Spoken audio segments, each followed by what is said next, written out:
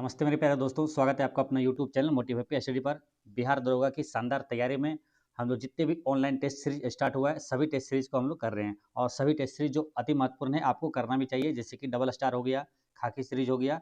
खाकी सीरीज जो 3.0 निकला है अभी लाटेस्ट, और इसमें क्या है सभी आपको लाटेस्ट पैटर्न पर आधारित सभी प्रश्न रहेगा और करंट अफेयर पूरा अपडेटेड रहेगा। ठीक है, यानी कि ये टेस्ट जो है जिस दिन चलता है, जैसे अभी दिसंबर में टेस्ट हुआ तो इसका सभी अपडेटेड क्वेश्चन इसमें सेट किया हुआ रहता है पूरे आपके एग्जाम के अनुसार। ठीक है, यूँ समझिए लगभग आपका एग्जाम जैसा ही पूरा क्वेश्चन इसमें सेट किया हुआ रहता है। इसलिए जितने भी ऑनलाइन टेस्ट लगाते हैं, जो अभी लाटेस्ट है, वो सभी आपके एग्जाम के लिए काफ़ी फायदेमंद रहेगा। ठीक है, तो डबल स्टार हो गया, खाकी सीरीज हो गया, या तो आपका केजीएस का यानी खान सर का जो है टेस्ट सीरीज, वो सभी इस यूट्यूब चैनल पर आपको मिल जाएगा। ठीक है, तो आप जो भी टेस्ट छूटा हुआ आप देख सकते हैं। जैसे डबल स्टार का 20 टेस्ट करवाया जाएगा, 20 टेस्ट आपका खाकी सीरीज का रहेगा, है ना, 3.0 वाला, और 21 टेस्ट रहेगा केजीएस का, है ना, खान सर का।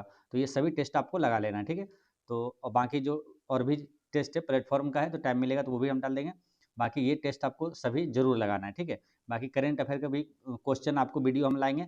करेंट अफेयर का टॉपिक वाइज करेंट अफेयर लाएंगे, जिसमें कि गारंटी के साथ आपको उस वीडियो से प्रश्न पूछा जाएगा तो पूछा जाएगा। ठीक है, वैसे हम टॉपिक लाएंगे जो कि हर बार एग्जाम में निश्चित रूप से पूछा जाता है। ठीक है, तो टॉपिक वाइज करेंट अफेयर भी हम करवा देंगे। ठीक है, तो चलिए शुरुआत करते हैं। बाकी इस जो टेस्ट में जो क्वेश्चन आता है करंट अफेयर का, वो तो आपको हम करवाते ही हैं। ठीक है, तो चलिए शुरुआत करते हैं। ये टेस्ट नंबर है आपका खाकी सीरीज 3.0 का टेस्ट नंबर 6 है। ठीक है, इससे पहले हम लोग टेस्ट 5 तक कर चुके हैं।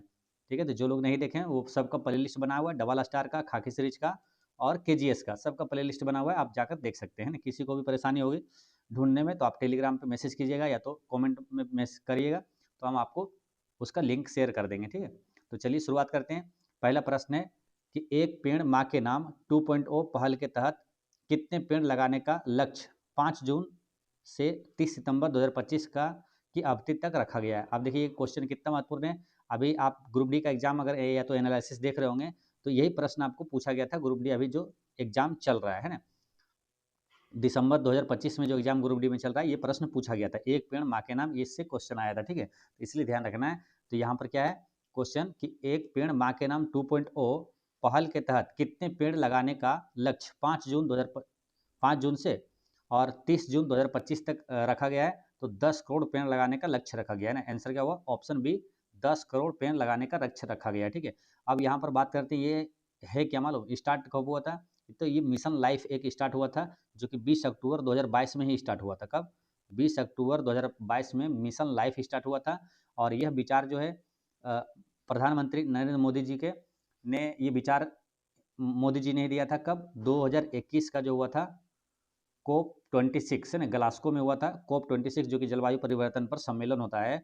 कोप 26 में ये विचार दिया था मोदी जी ने। और एक पेड़ माँ के नाम अभियान 5 जून 2024 को विश्व पर्यावरण दिवस के अवसर पर ये प्रधानमंत्री मोदी जी द्वारा शुरू किया गया था। ठीक है, तो ये देखिए विचार दिया था 2021 का कोप 26 सम्मेलन में, ग्लास्को में दिया था। ठीक है, और ये शुरुआत हुआ था, अगर पूछा जाए कि ये मिशन लाइफ है ना, मिशन लाइफ की स्टार्ट हुआ था कब? 2022 में। ठीक है, लेकिन उसी में फिर क्या जोड़ा गया? एक पेड़ माँ के नाम। तो एक पेड़ माँ के नाम जो पहल स्टार्ट हुआ है, तो ये शुरुआत हुआ है 2.0, ये 5 जून 2024 को शुरू हुआ। ठीक है, 5 जून 2024 को विश्व पर्यावरण दिवस के अवसर पर ये मोदी जी द्वारा शुरू किया गया। ठीक है, 5 जून 2024 है ना, तो ध्यान रखना 5 जून जो आ रहा है ना, ये काफ़ी महत्वपूर्ण है। 5 जून को क्या विश्व पर्यावरण दिवस मनाया जाता है। ठीक है, कैसे मनाया जाता है 5 जून को? तो देखिए 5 जून को क्या हुआ था, तो एक है यूएनईपी यानी कि संयुक्त राष्ट्र पर्यावरण कार्यक्रम है, यूनाइटेड नेशन इन्वायरमेंट प्रोग्राम, संयुक्त राष्ट्र पर्यावरण कार्यक्रम। इसकी स्थापना हुआ था 5 जून 1972 को हुआ था। कब? 5 जून 1972 को इसकी स्थापना हुआ था संयुक्त राष्ट्र पर्यावरण कार्यक्रम का। तो यहीं से 5 जून आया क्या? विश्व पर्यावरण दिवस कब मनाया था? 5 जून को मनाया जाता है। ठीक है, तो यहाँ से रिलेट करके याद रखेंगे, दोनों चीज़ें याद रहेगा। संयुक्त राष्ट्र पर्यावरण कार्यक्रम को पूछा स्थापना कब हुआ था, तो 5 जून 1972 को, है ना, कहाँ हुआ था? केन्या की राजधानी नैरोबी में हुआ था। ठीक है, अच्छा 1972 से एक चीज़ और याद रखना है, जो कि संयुक्त राष्ट्र पर्यावरण कार्यक्रम की स्थापना हुआ था 1972 में। तो इसी समय 1972 में ही भारत में वन्य जीव संरक्षण अधिनियम लागू हुआ था। पूछा जाता है वन्य जीव संरक्षण अधिनियम भारत में कब लागू हुआ, तो ये 1972 में ही लागू हुआ था। ठीक है, विश्व पर्यावरण दिवस कब मनाया जाता है? 5 जून को मनाया जाता है। 2025 में विश्व पर्यावरण दिवस का थीम क्या था? तो प्लास्टिक प्रदूषण को समाप्त करना है, प्लास्टिक प्रदूषण को खत्म करना। ठीक, नेक्स्ट क्वेश्चन क्या है, निम्नलिखित कथनों पर विचार करें और सही कथन चुनें। और बताया क्या, सही कथन आपको चुनना है, ठीक है।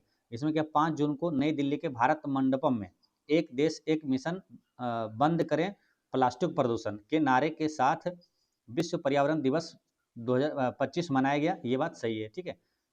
इसका 5 जून को विश्व पर्यावरण दिवस मनाया गया, भारत मंडपम में मनाया गया, और एक मिशन, एक देश एक मिशन और बंद करें प्लास्टिक प्रदूषण इस नारे के साथ मनाया गया, ये सही है। इस कार्यक्रम के दौरान national plastic waste reporting portal भी लॉन्च किया गया, ये भी सही है, दोनों सही है। आंसर क्या हो जाएगा, ऑप्शन सी में दिया हुआ है 1 और 2 दोनों, है ना। आंसर क्या हुआ, ऑप्शन सी यहाँ पर करेक्ट आंसर है।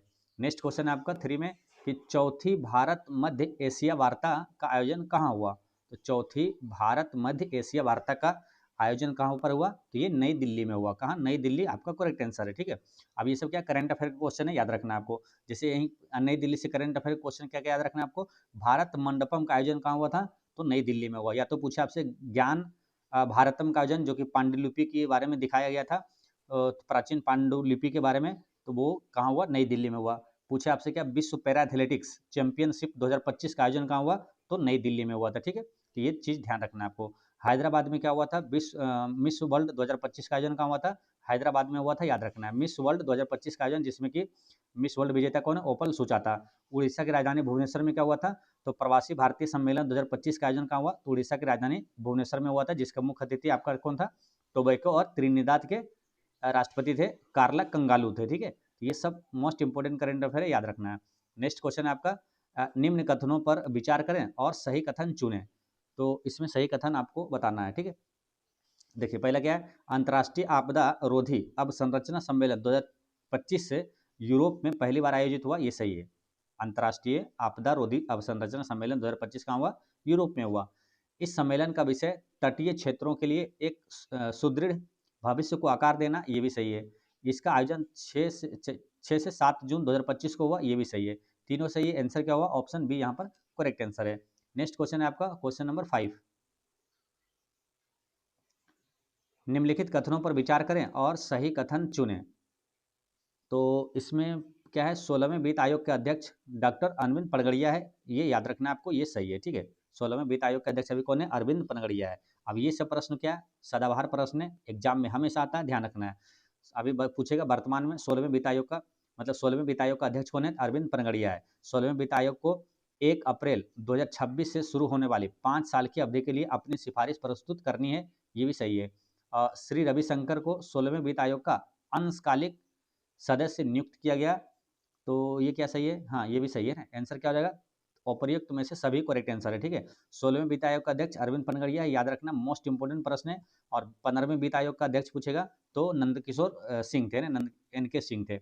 नेक्स्ट क्वेश्चन है आपका, देखिए जिसको भी इसका PDF चाहिए आपको, मतलब रिवीजन के लिए, है ना, कहीं से मिल रहा है तो ठीक है, अगर कहीं से नहीं मिल रहा है तो आपको पूरी PDF के सही समय पर, जिस दिन टेस्ट होता है उसी दिन आपको पूरी PDF के, आपको बेफिक्र हो गए, है ना, निश्चिंत रूप से आपको PDF शेयर कर, ग्रुप है, व्हाट्सएप ग्रुप है, उसमें आपको शेयर कर दिया जाता है। पूरे आपको क्वेश्चन पेपर जितना होगा, है ना, 20 क्वेश्चन पेपर और 20 आपका पूरा उसका सोल्यूशन, डिटेल सोल्यूशन PDF आपको मिल जाता है, ताकि आप टेंशन मुक्त होकर पढ़ाई करें। और मात्र, जैसे इसका चार्ज क्या है, लगभग आपको 400 रुपये इसका चार्ज है, लेकिन आपको मात्र 49 रुपये में यहाँ पर उपलब्ध करा दिया जाएगा, ठीक है। सारी चीज़ें मिल जाएगा, ज़्यादा पैसे खर्च करने की जरूरत है नहीं। जैसे कि जो भी यहाँ एडिटोरियल की तरफ से ले रहे हैं तो 400 रुपये लग रहा है, और इसमें यही चीज़ें मिल रहा है जो कि आपको यहाँ पर मिल जाएगा ना, PDF भी मिल जाएगा और वीडियो भी मिल जाएगा। आप जो भी वीडियो देखना चाहते हैं, एडिटोरियल वाला वीडियो देखना चाहते हैं वो भी मिल जाएगा, और यहाँ पर भी वीडियो देख सकते हैं जो कि हम आपको बताते हैं, ठीक है। तो चलिए शुरुआत करते हैं फिर। यहाँ पर बहुराष्ट्रीय सैन्य अभ्यास खान क्वेस्ट का आयोजन किस देश में किया जा रहा है। खान क्वेस्ट का आयोजन जो है बहुराष्ट्रीय सैन्य अभ्यास है, ठीक है। खान क्वेस्ट का आयोजन किस देश में किया जा रहा है, तो ये किया जा रहा है मंगोलिया में, ठीक है। मंगोलिया यहाँ पर करेक्ट आंसर हो गया है। मंगोलिया से एक अति महत्वपूर्ण अभी सैन्य अभ्यास से याद रखना है, पूछेगा क्या, नोमैडिक एलिफेंट 2025, है ना, ये भारत और किसके साथ हो रहा है, तो ये हुआ है भारत और मंगोलिया के साथ, ठीक है। और मंगोलिया की राजधानी उलान बटोर में हुआ, याद रखना है, कहाँ हुआ, मंगोलिया की राजधानी उलान बटोर में हुआ है। नोमैडिक एलिफेंट किस देश के साथ सैन्य अभ्यास है, तो मंगोलिया के साथ है, ध्यान रखना है, ठीक है। और कहाँ पर हुआ 2025 में, तो ये हुआ मंगोलिया की राजधानी उलान बटोर में हुआ, ठीक है।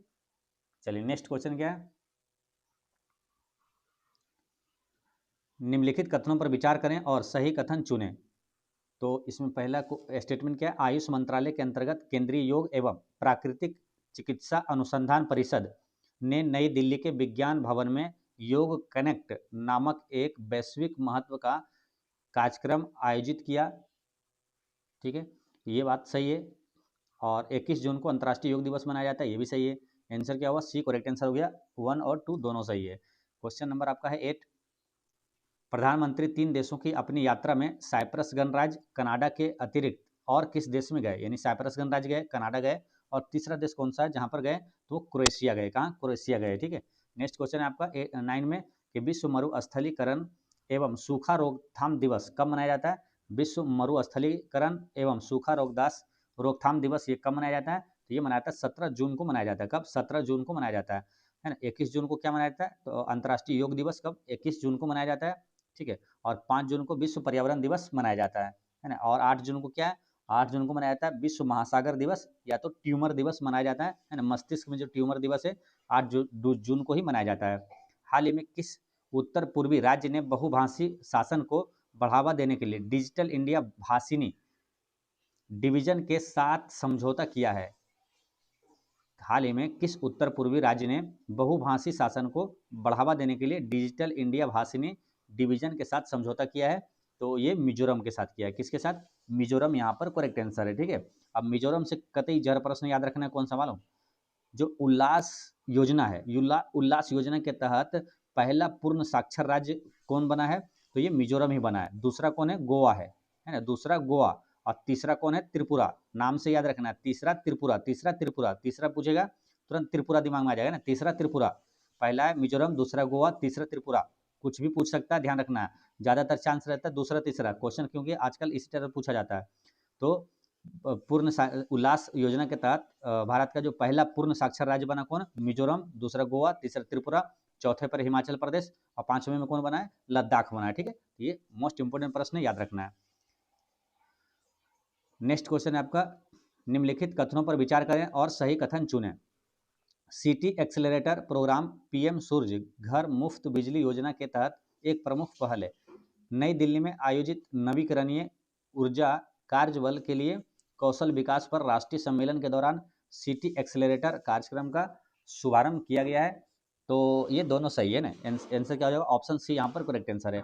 नेक्स्ट क्वेश्चन है आपका 12 में क्या है कि निम्नलिखित कथनों पर विचार करें और सही कथन आपको बताना है। पहला क्या है? राज्यसभा के सभापति श्री जगदीप धनखड़ संसद और राज्य या संघ राज्य क्षेत्रों के विधायी निकायों की प्राक्कलन समितियों के राष्ट्रीय सम्मेलन का उद्घाटन किया था।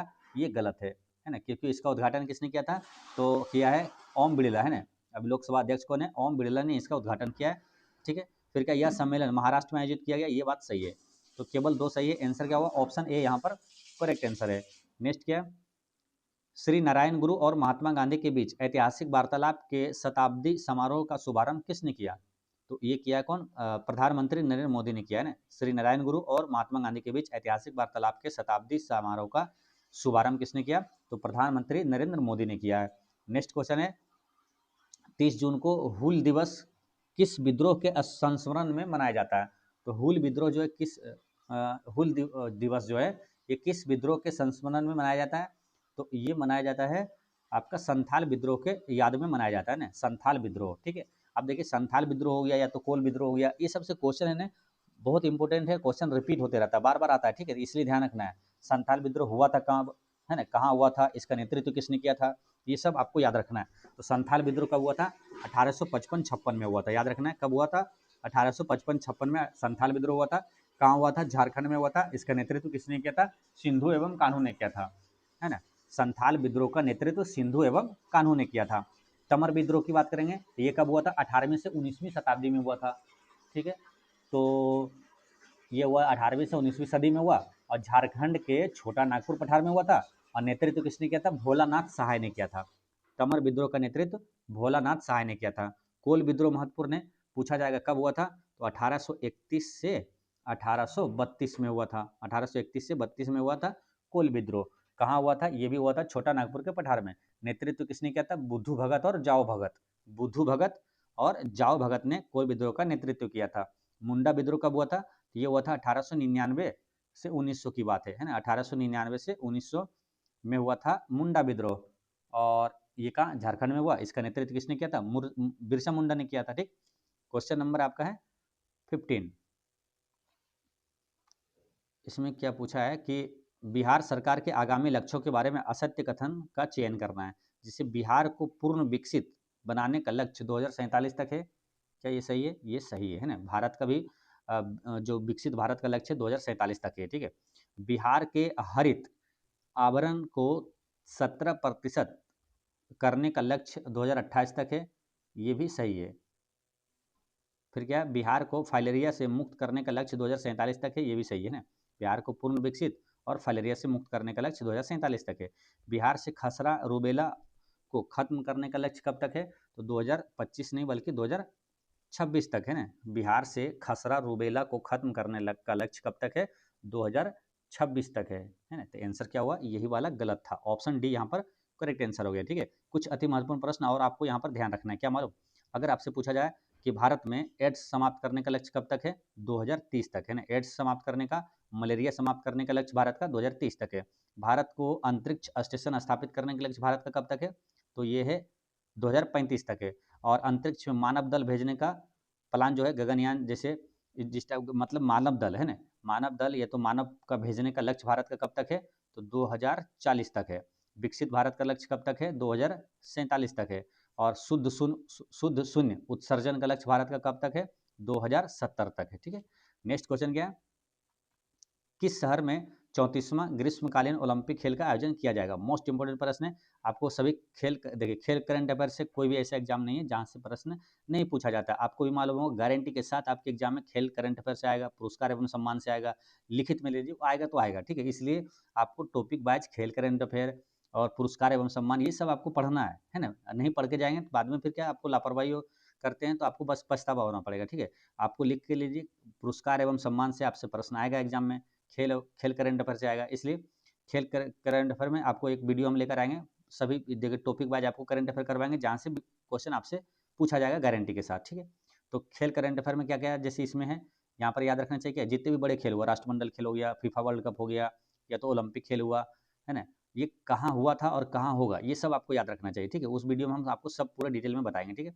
यहाँ पर थोड़ा समझते हैं ओलंपिक के बारे में। ये जो 34वां ओलंपिक खेल हुआ था, ये हुआ था कब मालूम, 34वां कौन सा है, तो 34वां है ये आपका, कौन सा होगा मालूम, ये होगा 2028 वाला होगा, है ना। 34वां जो है 2028 में जो होगा ये 34वां है, जो 2024 में हुआ था ये कौन सा था, 33वां था। ठीक है, ये चीज़ ध्यान रखना आपको। ठीक है, 33वां था 2024 वाला। ठीक है, तो 2028 में ग्रीष्मकालीन ओलंपिक का आयोजन कहाँ किया जाएगा, ये पूछा है, तो लॉस एंजल्स करेक्ट आंसर होगा, कहाँ, लॉस एंजल्स में होगा। ठीक है, अब देखिए 2024 और जो 2028 में चल रहा है वो क्या है मालूम, वो है ग्रीष्मकालीन ओलंपिक। ठीक है, 2024 और 28 वाला है ग्रीष्मकालीन, और 2022 और 26 वाला जो है वो है शीतकालीन ओलंपिक, है ना। दो टाइप के ओलंपिक होता है, ध्यान रखना, दोनों 4-4 सालों में होता है। तो जो 2022 और 26 वाला चल रहा है वो है शीतकालीन ओलंपिक, और 2024 और 28 वाला जो चल रहा है वो ग्रीष्मकालीन ओलंपिक है। तो ग्रीष्मकालीन ओलंपिक जो है ये 2024 में कहाँ, फ्रांस की राजधानी पेरिस में हुआ था। 2028 में कहाँ होगा, तो ये अमेरिका के लॉस एंजल्स में होगा। और रही बात क्या, शीतकालीन वाला, तो 2022 का शीतकालीन ओलंपिक कहाँ हुआ था, तो चीन की राजधानी बीजिंग में हुआ था। 2026 में कहाँ होगा, तो इटली में होगा। ठीक है, तो इटली के कॉर्टिना और मिलान शहर में होगा। ठीक है, तो ये आपको यहाँ पर इतनी सारी चीज़ें याद रखना है। नेक्स्ट क्वेश्चन क्या है, वन स्थिति रिपोर्ट 2023 के बारे में सत्य कथन का चयन करना है। तो इसमें देखिए, वन स्थिति रिपोर्ट 2023 के अनुसार बिहार का वनावरण कितना, 7532.45 वर्ग किलोमीटर है, ये सही है। 2021 की रिपोर्ट के तुलना में वनावरण में 129.19 वर्ग किलोमीटर की वृद्धि हुई है, ये भी सही है। सर्वाधिक वन आवरण वाला जिला कैमूर है, ये भी सही है ना। तो बिहार में जो है सर्वाधिक वन आवरण वाला जिला कौन सा, कैमूर है ना। ये तीनों सही है। आंसर क्या हुआ, ऑप्शन डी करेक्ट आंसर है। 17 का डी हो गया, सभी सही है। नेक्स्ट क्वेश्चन आपका है क्वेश्चन नंबर 18,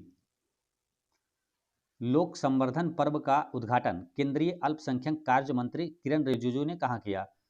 तो लोक संवर्धन पर्व का उद्घाटन केंद्रीय अल्पसंख्यक कार्य मंत्री, कौन सा मंत्री है, अल्पसंख्यक कार्य मंत्री किरण रिजिजू ने कहाँ पर किया है, तो ये नई दिल्ली में किया। नई दिल्ली से क्या क्या तुरंत रिवीजन करना है आपको, जो ज्ञान भारतम का आयोजन पूछे नई दिल्ली में, या तो भारत मंडपम पूछे नई दिल्ली में। विश्व पैरा एथलेटिक्स चैंपियनशिप 2025 कहाँ हुआ, नई दिल्ली में हुआ था। ठीक, नेक्स्ट क्या है, अलबुर्ज पर्वत श्रेणी किस देश में है? तो अलबुर्ज पर्वत श्रेणी ये कहाँ मिलेगा? ईरान में मिलेगा। ठीक है, कहाँ है? ईरान में। ईरान की राजधानी कहाँ है? तेहरान। ईरान की मुद्रा का नाम क्या है? रियाल। ठीक है, अब ईरान जैसे एक नाम क्या है? इराक है। ठीक है, इसको कभी कंफ्यूजन ना हो, आपको कैसे याद रखना है? देखिए, ईरान की राजधानी कहाँ है? तेहरान, है ना, तेहरान। और इराक की राजधानी कहाँ है? बगदाद है। अब ये दोनों में कभी कभी कन्फ्यूजन हो जाता है, आपसे अगर पूछा जाता है कि इराक की राजधानी कहाँ है, तो आपको दिमाग में तो आता है अरे तेहरान है या तो क्या है? बगदाद है। तो इसको ऐसे रिलेट करना है जैसे ईरान है। ठीक है, ईरान लास्ट में नो आ रहा है, तेहरान है ना, तो नाम से याद रहेगा आपको, Iran Tehran, Iran Tehran, Iran Tehran, है ना। तो लास्ट में नो है, इसमें भी नो है।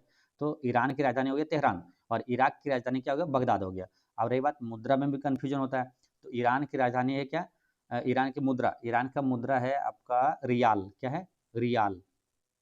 ठीक है, और इराक की मुद्रा का नाम क्या है? दिनार है। अब पूछा जाएगा एग्जाम में तो वहाँ पर कन्फ्यूजन होगा कि इराक की मुद्रा है क्या? रियाल है या तो दिनार है। तो इसको थोड़ा सा रिलेट करते हैं तो एक कन्फ्यूजन दूर होता है, क्योंकि इस टाइप के प्रश्न आपको इराक, ईरान ये सब पूछा जाता है, ध्यान में रखना है।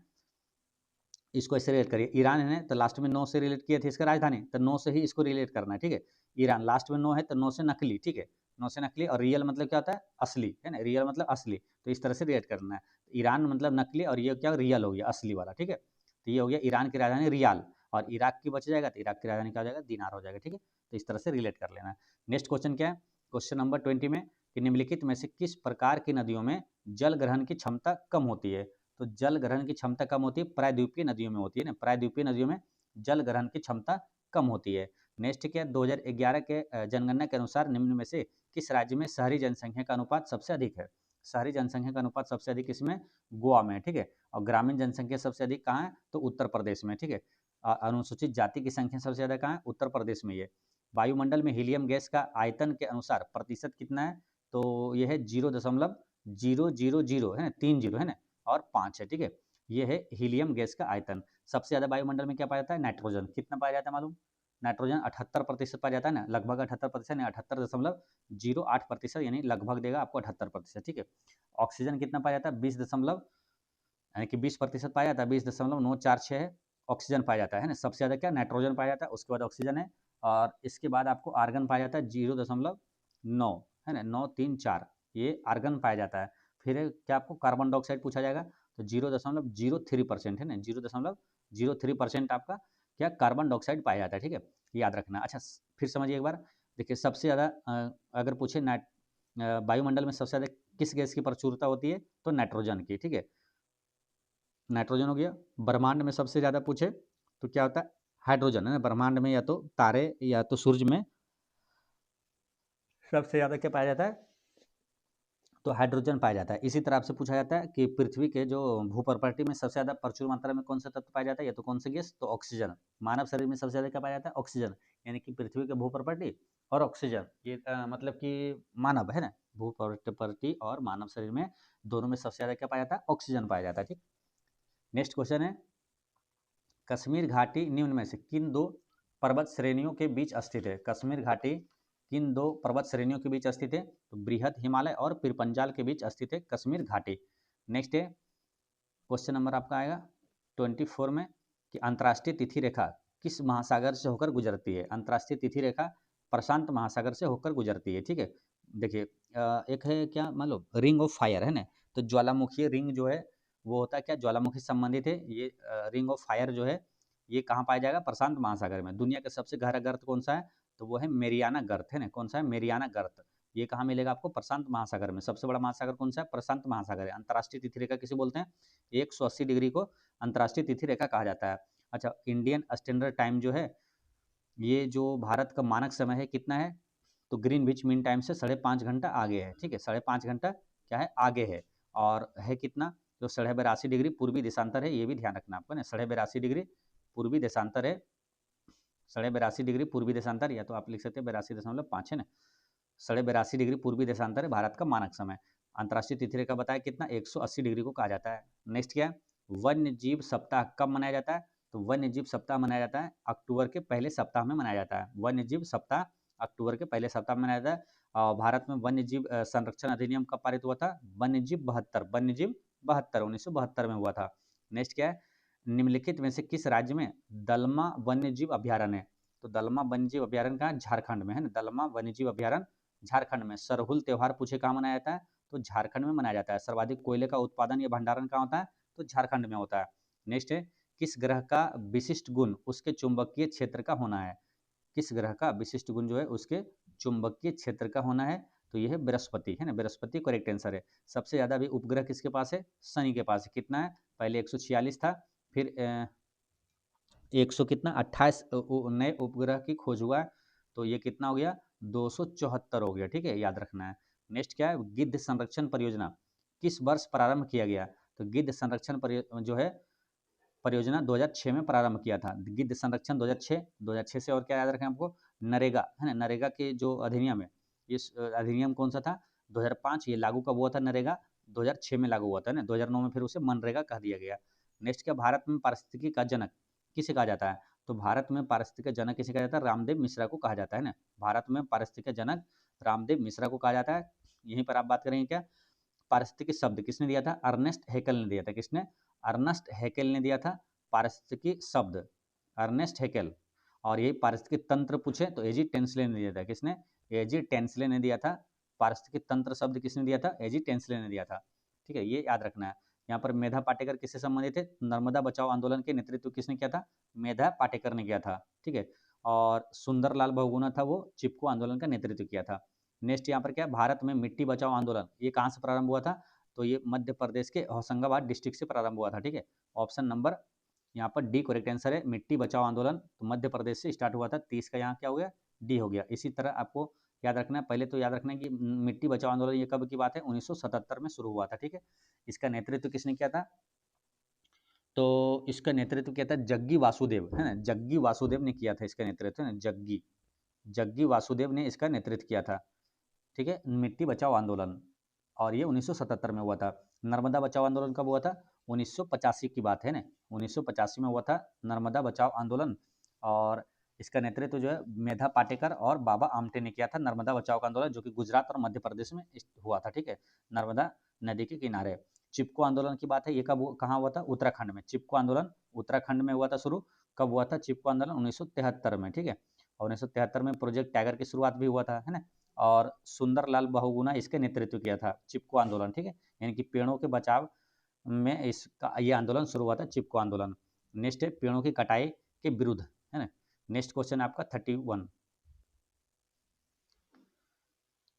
में क्या है? समान कार्य के लिए समान वेतन भारतीय संविधान में निम्न में से किस में सुनिश्चित किया गया है? समान कार्य के लिए समान वेतन भारतीय संविधान में निम्न में से किस में सुनिश्चित किया गया है?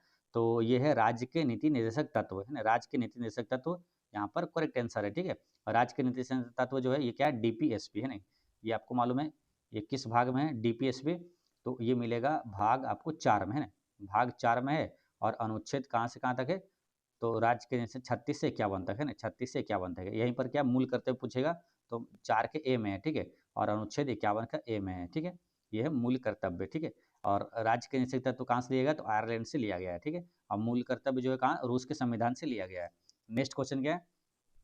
निम्न में से किस विश्वविद्यालय किस अधिनियम द्वारा अप्रत्यक्ष चुनाव प्रणाली की शुरुआत हुई है? किस अधिनियम द्वारा अप्रत्यक्ष चुनाव प्रणाली की शुरुआत हुई है? तो ये हुआ 1892 ईस्वी के भारत परिषद अधिनियम के द्वारा। 1892 परिषद क्या है? 1892 का भारत परिषद अधिनियम के द्वारा क्या हुआ? अप्रत्यक्ष चुनाव प्रणाली शुरुआत हुआ था। ठीक है, तो ये चीज़ ध्यान रखना है। और यहीं पर 1861 में याद रखना कि कानून बनाने की प्रक्रियाओं में भारतीय को शामिल किया गया था। कब? 1861 के अधिनियम के तहत। ठीक है, और 1919 में क्या हुआ था?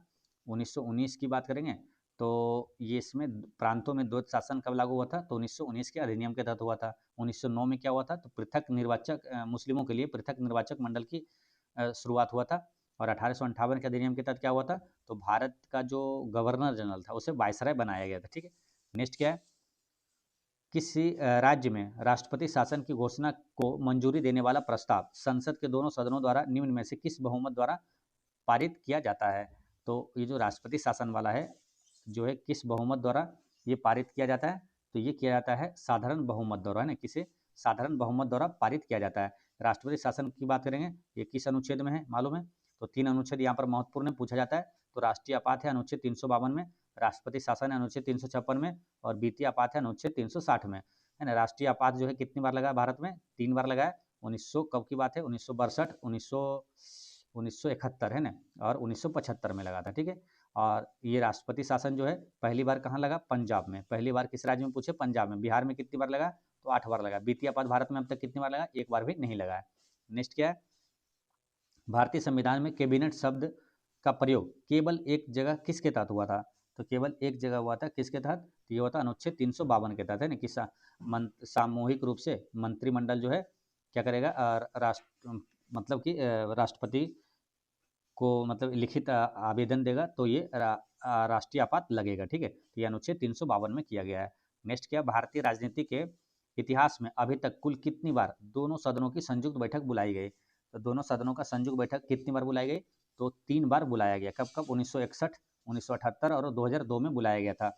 संसद के दोनों संयुक्त बैठक बुलाता कौन है, तो राष्ट्रपति बुलाता है, ठीक है। याद रखना, यहाँ से 3 प्रश्न आता है कि बुलाता कौन है, राष्ट्रपति। किस अनुच्छेद के तहत, अनुच्छेद 108 के तहत। अध्यक्षता कौन करता है, तो लोकसभा अध्यक्ष इसका अध्यक्षता करता है, ठीक है, लोकसभा अध्यक्ष, ठीक है। चलिए नेक्स्ट क्या है, क्वेश्चन नंबर 36 में कि पंचायतों को संवैधानिक आधार प्रदान करने की सिफारिश सर्वप्रथम किस समिति ने किया था। सबसे पहले पंचायत को संवैधानिक आधार प्रदान करने के लिए सबसे पहले किसने किया था, तो ये किया था यहाँ पर क्या होगा, लक्ष्मीकांत सिंघवी समिति, है ना, लक्ष्मीकांत सिंघवी समिति यहाँ पर करेक्ट आंसर है, ठीक है। और अभी जो पंचायती राज व्यवस्था है वो किस पर अभी है, तो बलवंत राय मेहता समिति पर आधारित है ना। बलवंत राय मेहता समिति ने ये त्रिस्तरीय पंचायती राज का सुझाव दिया था, है ना। तो अभी त्रिस्तरीय पंचायती राज सुझाव, अभी त्रिस्तरीय पंचायती राज अभी व्यवस्था है अपने भारत में वर्तमान में, ठीक है। तो ये बलवंत राय मेहता ने दिया था। अशोक मेहता ने 2 स्तरीय पंचायती राज का सुझाव दिया था। हमेशा याद रहे, क्योंकि पूछा जाता है, कैसे याद रहेगा, देखिए 2 स्तरीय वाला पूछेगा, 2 नाम रहेगा, 2 शब्द रहेगा ना, अशोक मेहता, है ना। कौन समिति, अशोक मेहता। त्रिस्तरीय वाला कौन दिया था, 3 शब्द रहेगा, बलवंत राय मेहता, है ना, बलवंत राय मेहता, क्योंकि यही दोनों रहता है, ये दोनों में कंफ्यूजन हो, तो इस तरह से ध्यान रखना है ना। बलवंत राय मेहता ये त्रिस्तरीय पंचायती राज का सुझाव दिया था। नेक्स्ट क्या है, राष्ट्रीय मानवाधिकार आयोग के सदस्यों का कार्यकाल होता है, तो राष्ट्रीय मानवाधिकार आयोग के सदस्यों का कार्यकाल होता है कितना, 3 वर्ष या तो 70 वर्ष की उम्र तक होता है। देखिए राष्ट्रीय मानवाधिकार आयोग के सदस्यों का कार्यकाल जो है 3 वर्ष या तो 70 वर्ष की आयु तक होता है, ठीक है। जो भी पहले हो जाए, ऑप्शन यहाँ पर बी करेक्ट आंसर है। यहाँ पर पूछा जाएगा क्या, राष्ट्रीय मानवाधिकार आयोग का स्थापना कब हुआ था, मालूम, 1993 में हुआ था, ठीक है। करेंट अफेयर में याद रखना क्या, राष्ट्रीय मानवाधिकार आयोग का वर्तमान में अभी अध्यक्ष कौन है, बी रामा सुब्रमण्यम है। कौन है, बी रामा सुब्रमण्यम है। नेक्स्ट क्या है, भारतीय संविधान के किस अनुच्छेद में यह उल्लेखित किया गया है कि भारत के प्रत्येक नागरिक को अपनी विशिष्ट भाषा, लिपि एवं संस्कृति को बनाए रखने का अधिकार होगा, तो ये कहा गया है अनुच्छेद 29 में, है ना। अनुच्छेद 29 यहाँ पर करेक्ट आंसर है ना। अनुच्छेद 29 में ये ना अल्पसंख्यकों के हितों का संरक्षण जो है ये कहाँ पर है, अनुच्छेद 29 में है। अनुच्छेद 30 में क्या, अल्पसंख्यकों को शिक्षण संस्थान स्थापित करने का अधिकार जो है ये अनुच्छेद 30 में है। अनुच्छेद 28 में क्या है, तो कुछ शैक्षणिक संस्थानों में धार्मिक शिक्षा या धार्मिक जो है धार्मिक क्या है, पूजा में उपस्थिति के संबंध में स्वतंत्रता है, ठीक है। यह है अनुच्छेद 28 में। अनुच्छेद 26 में क्या है, धार्मिक मामलों के प्रबंधन की स्वतंत्रता अनुच्छेद 26 में है, ठीक। चलिए नेक्स्ट क्वेश्चन क्या है कि सूचना का अधिकार अधिनियम कब लागू हुआ, तो भारत में अपना आरटीआई जो है ये सूचना का अधिकार अधिनियम कब लागू हुआ था, 2005 में लागू हुआ था, ठीक है। 2005 से ही आपको एक और क्वेश्चन रिवीजन करना है, क्या, राष्ट्रीय आपदा प्रबंधन अधिनियम ये कब पारित हुआ था, 2005 में ही पारित हुआ था। राष्ट्रीय आपदा प्रबंधन अधिनियम पारित हुआ था 2005 में, हालांकि लागू हुआ था 2006 में। नेक्स्ट क्या है, निम्न में से किस अनुच्छेद के तहत मनरेगा कार्यक्रम को लाया गया था, तो मनरेगा कार्यक्रम को लाया गया था अनुच्छेद 43 के तहत, है ना। अनुच्छेद 43 में है क्या, श्रमिकों के लिए निर्वाह मजदूरी, शिष्ट जीवन स्तर तथा सामाजिक और सांस्कृतिक अवसर का प्रावधान है अनुच्छेद 43 में, ठीक है। अनुच्छेद 43 से याद रखना है कि मनरेगा, मनरेगा क्या है, कार्यक्रम को लाया गया था अनुच्छेद 43 के तहत। मनरेगा के तहत है ना, ये कितने दिनों की काम की गारंटी है, तो 100 दिनों की काम की गारंटी दिया जाता है, ठीक है। तो ये सब याद रखना है आपको, ठीक। चलिए यहाँ अनुच्छेद 42 में याद रख लेना क्या है, अनुच्छेद 42 में आपका प्रसूति हित लाभ, है ना। प्रसूति हित लाभ जो है ये है अनुच्छेद 42 में। अनुच्छेद 50 में क्या, कार्यपालिका को न्यायपालिका से पृथककरण है। नेक्स्ट क्या, बेलूबारी संघ मामला संबंधित है, तो बेलूबारी मामला जो है ये संबंधित किससे, उद्देशिका संविधान का हिस्सा नहीं है, है ना। बेलूबारी संघ मामले में ही कहा गया था कि उद्देशिका जो है संविधान का हिस्सा नहीं है। अब बेरूबारी संघवाद हुआ था कब? ये हुआ था 1960 में, जब सिंधु समझौता हुआ था, है ना। सिंधु समझौता जो भारत पाकिस्तान के बीच होता कब हुआ था? 1960 में। उसी समय ये भी बेरूबारी संघ मामला भी हुआ था। नेक्स्ट क्वेश्चन है आपका 42। किस राष्ट्रपति के निर्वाचन के समय दूसरे चक्र की मतगणना करनी पड़ी थी? तो ये था बीबी गिरी, है ना। बीबी गिरी राष्ट्रपति के निर्वाचन में के समय क्या हुआ? दूसरे चक्र की मतगणना करनी पड़ी थी। इसी तरह एक क्वेश्चन आता है क्या कि कौन से राष्ट्रपति को निर्विरोध चुना गया था? तो नीलम संजीव रेड्डी को निर्विरोध चुना गया था। वर्तमान में भी राष्ट्रपति कौन है? तो द्रौपदी मुर्मू है। नेक्स्ट क्वेश्चन क्या है?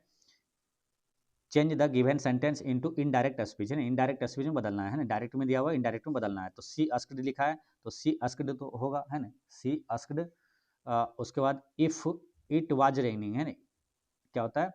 जो इज है यहाँ पे क्या होगा? वाज हो जाएगा, है ना। तो इट वाज रेनिंग हो जाएगा। If it was raining, option number B correct answer है। नेक्स्ट क्या? सिलेक्ट द करेक्ट पेसिव, है ना। पेसिव में बदलना है। ही एट पिज्जा, है ना, रावेनसली। तो ही एट पिज्जा, तो पिज्जा यहाँ पर ऑब्जेक्ट है तो ये सब्जेक्ट बन जाएगा ना। और एट यहाँ पर पास्ट टेंस में दिया हुआ है, तो एट पास्ट टेंस में, तो इसका क्या हो जाएगा? वाज या वेयर होगा। तो जो सब्जेक्ट के अनुसार होगा तो पिज्जा वाज होगा ना। पिज्जा वाज इटेन, है ना। जो V2 है V3 में बदल जाता है। तो यहाँ पर आंसर क्या होगा? Pizza was eaten ravenously by him, है ना। करेक्ट आंसर बी हो गया। नेक्स्ट क्या है? इति प्लस आदि बराबर क्या है? इत्यादि में कौन सी संधि है? तो इत्यादि में कौन सी संधि है? तो यन संधि है। कौन सा? इत्यादि में यन संधि है। मैं कलम से लिखता हूँ, इस वाक्य में कौन सा कारक है? तो मैं कलम से लिखता हूँ, इस वाक्य में कौन सा? अधिकरण कारक, है ना। अधिकरण कारक है, ठीक है। तो अधिकरण कारक, अधिकरण का मतलब क्या हो गया? होता है क्या? साधन होता है ना। जैसे कि साधन, जैसे मैं कलम से लिखता हूँ, है ना, मैं बाइक से जाता हूँ, ये सब में क्या हो जाएगा? अधिकरण कारक हो जाएगा। नेक्स्ट क्या? कालिंदी का पर्यायवाची क्या है? तो कालिंदी का पर्यायवाची क्या है? यमुना, है ना। यमुना क्या है? कालिंदी का पर्यायवाची है। नेक्स्ट क्वेश्चन क्या है? ए अकेले 20 दिनों में पूरा कार्य करता है, कार्य को पूरा करता है। बी अकेले 30 दिनों में कार्य पूरा करता है। वो 7 दिनों तक एक कार्य को किया और 7 दिनों के बाद कार्य का शेष अंश क्या होगा? ठीक है। अगर इसको छोड़ दिया जाए, ठीक है, सिंपल में अगर देखा जाए कि ए अगर 20 दिन में करता है और बी अगर 30 दिन में करता है, तो कैसे निकालते हैं? ए बी बटा ए प्लस बी, है ना। तो निकल जाता है कितने दिनों में काम किया। लेकिन जब ये क्या कितने दिनों में निकलता है, लेकिन कितना भाग अगर निकालना है तो क्या करते हैं? इसका उल्टा कर देते हैं। यानी कि ए बी बटे क्या हुआ? ए बी बटे ए प्लस बी हुआ कितने दिनों में, लेकिन हम लोग भाग निकालना है तो क्या करना है? ए प्लस बी करना है, ऊपर जोड़ देना, ठीक है।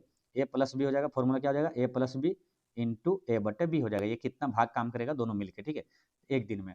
तो देखिए 20 और प्लस 30 कितना हो गया? 50। अब बटा में क्या होगा?